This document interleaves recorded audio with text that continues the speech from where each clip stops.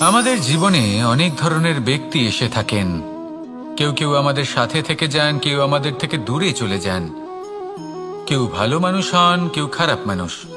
কিন্তু আমরা সবসময় সেই সময়টাকে নিয়ে দুঃখ প্রকাশ করি যখন আমাদের জীবনে কোনো খারাপ ব্যক্তি প্রবেশ করেন। তারা আমাদের খারাপ অনুভূতি দেন, দুঃখ দেন, কষ্ট দেন। আমরা সবাই তাকে ভালো মন্দ কথা বলি। কিন্তু কেন? এমন বিভিন্ন ধরনের মানুষ, খারাপ মানুষ, ভালো মানুষ সবার জীবনেই আসেন এবং সকলকেই একটা অমূল্য শিক্ষা দান করে যান। এবার আপনি নিজেই ভেবে দেখুন, জীবনে যখন প্রথমবার আপনি আগুন স্পর্শ করেছিলেন তখন আপনি একটা শিক্ষা লাভ করেছিলেন যে আমাকে আগুনের থেকে একটু দূরে থাকতে হবে। তারপর আস্তে আস্তে আপনি শিখলেন যে কিভাবে এই আগুনকে নিয়ন্ত্রণে রাখতে হবে। তারপর আপনি শিখলেন যে কিভাবে নিজের জীবনে তাকে প্রয়োগ করতে হবে, তা সে অন্ধকারে প্রকাশ লাভ করার জন্য হোক বা খাবার বানানোর জন্য। সেইভাবেই কোনো খারাপ ব্যক্তি যখন আপনার জীবনে আসে কোনো শিক্ষা দিয়ে যান, তার প্রতি কৃতজ্ঞ থাকুন। তার বিষয় খারাপ ভাবার বা খারাপ অনুভূতি নিয়ে থাকার কোনো প্রয়োজন নেই। সেই শিক্ষা লাভ করুন, ইতিবাচক মনোভাব নিয়ে জীবনের সামনে এগোতে থাকুন। কেউ নেই যিনি আপনাকে বাধা দিতে পারেন। আসুন আমার সাথে ভালোবেসে বলুন, রাধা রাধা। অনেক সময় আমরা জীবনে অনেক মানুষকে এমন বলতে শুনে থাকি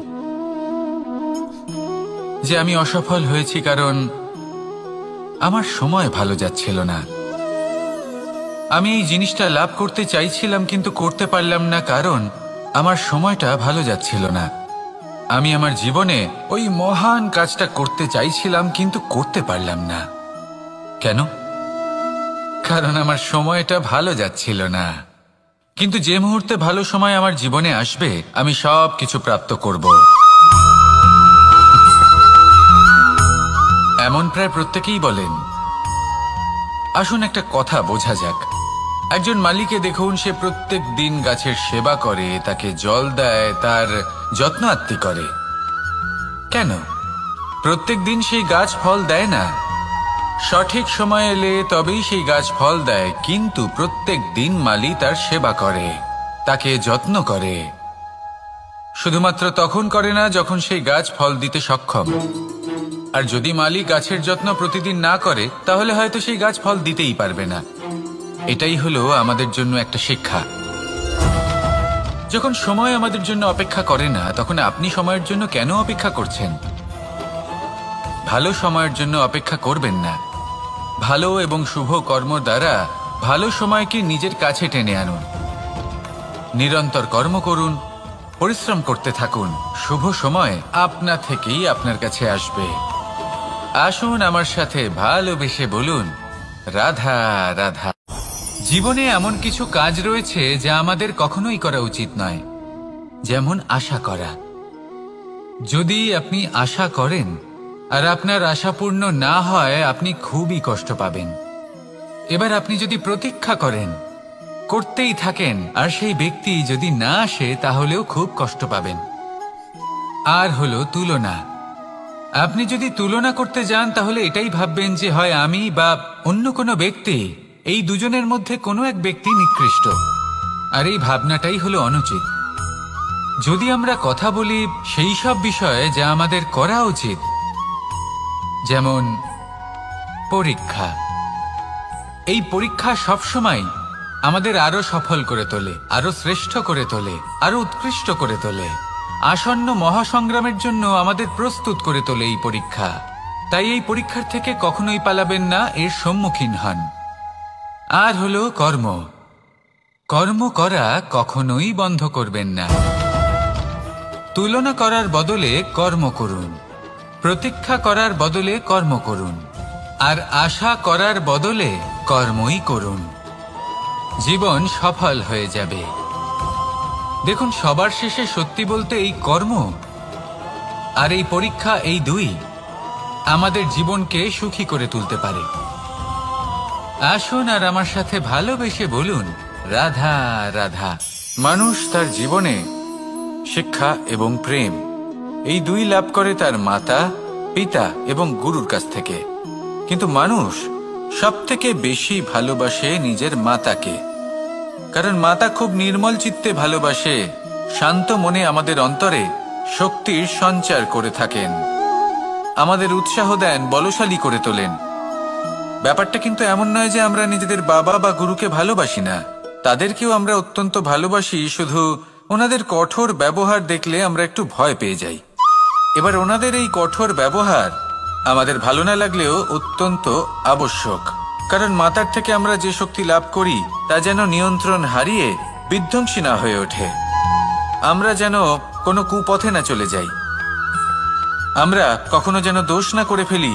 শুধু সেই জন্য পিতা এবং গুরু একটু কঠোর হয়ে ওঠেন, এবং ওনাদের এই কঠোর আচরণ ভবিষ্যতে গিয়ে আমরা অবশ্যই বুঝতে পারি। জীবনে কিছু বছর আমরা এগিয়ে যাই আর তারপর আমরা বুঝতে পারি যে বাবা এবং গুরু আমাদের যথেষ্ট ভালোবাসতেন, কিন্তু ওনাদের ভালোবাসার বহিঃপ্রকাশ আলাদা। প্রয়োজনীয় হলো এটা দেখার, এটা বোঝার যে শুরু থেকে আমাদের প্রতি ওনাদের আচরণ কেমন ছিল। ওনাদের কঠোর হওয়ার পেছনে ওনাদের ভালোবাসাটা বোঝার চেষ্টা করুন, ওনাদের চিন্তাটা বোঝার চেষ্টা করুন, ওনাদের পথপ্রদর্শনের আড়ালে আপনার ভবিষ্যতের জন্য যে পরিকল্পনা ওনারা করেছেন সেটা বোঝার চেষ্টা করুন। তখন আপনারা বুঝতে পারবেন ওনাদের ভালোবাসাকে। আপনার মনের মধ্যে আপনা থেকেই ওনাদের প্রতি সম্মান জেগে উঠবে। নিজের পিতা এবং নিজের গুরু এই দুজনের প্রতি কৃতজ্ঞতা প্রকাশ করুন আর আমার সাথে ভালোবেসে বলুন, রাধা রাধা। আমি অনেক সংখ্যক মানুষকে দেখেছি, তাদের কাছে অত্যাধিক জ্ঞান আছে, শিল্প আছে, ধন আছে, কীর্তি আছে, কিন্তু তারা এই সব কিছু নিজেদের কাছেই রাখেন, এই সমাজে বিতরণ করেন না। কারণ হলো ভয়। ওনাদের মনে হয় যে যদি আমি এই সব কিছু সমাজে বিতরণ করি তাহলে সমাজ আমার শিল্প হোক, ধন হোক, জ্ঞান হোক, কীর্তি হোক, সবকিছু চুরি করে নিয়ে যাবে আর তার বদলে আমি কিছুই পাবো না। এটা কিন্তু সত্য নয়। সত্য হলো এটাই যে যদি আপনি নিজেকে এই সংসারের প্রতি সমর্পিত করেন তাহলে এই সংসার আপনার প্রতিও সমর্পিত থাকবে। আপনি শুধু ধন, জ্ঞান, কীর্তি, সম্মান পাবেন তাই নয়, বরং এই সমাজ আপনাকে নিজের চোখে হারাবে, মনের মধ্যে স্থান দেবে। তাই এই ভয় ত্যাগ করে দেখুন কিভাবে এই সমাজ আপনাকে প্রেম সমর্পণ করে। আসুন আমার সাথে ভালোবেসে বলুন, রাধা রাধা। জীবন কিসের উপর নির্ভরশীল? ধনের ওপর, বৈভবের ওপর, নিঃশ্বাসের ওপর? না, এই জীবন নির্ভরশীল বিশ্বাসের ওপর। বিশ্বাস নিজের ওপর, বিশ্বাস আমাদের আপনজনের ওপর। কিন্তু যখন এই বিশ্বাস ভেঙে যায় তখন মানুষের মনও ভেঙে যায় আর তারপর সে অন্য কিছু করতেই পারে না। তখন কি করা যেতে পারে? 3টে কাজ আছে যা আপনি করতে পারেন। প্রথম, ভালোবাসা।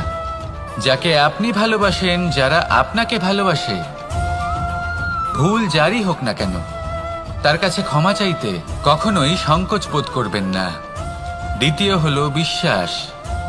যারা আপনাকে ভালোবাসেন, আপনাকে বিশ্বাস করেন, তাদের বিশ্বাস কখনো ভাঙবেন না। তৃতীয় হলো আশা। যারা আপনাকে ভালোবাসেন, আপনাকে বিশ্বাস করেন, তাদের আশা আপনার সাথে জড়িত। তাদের থেকে কখনো কিচ্ছু লুকোবেন না। এই 3টে কাজ করুন আর এই জীবন সুপ্রসন্ন হয়ে বলবে, রাধা রাধা।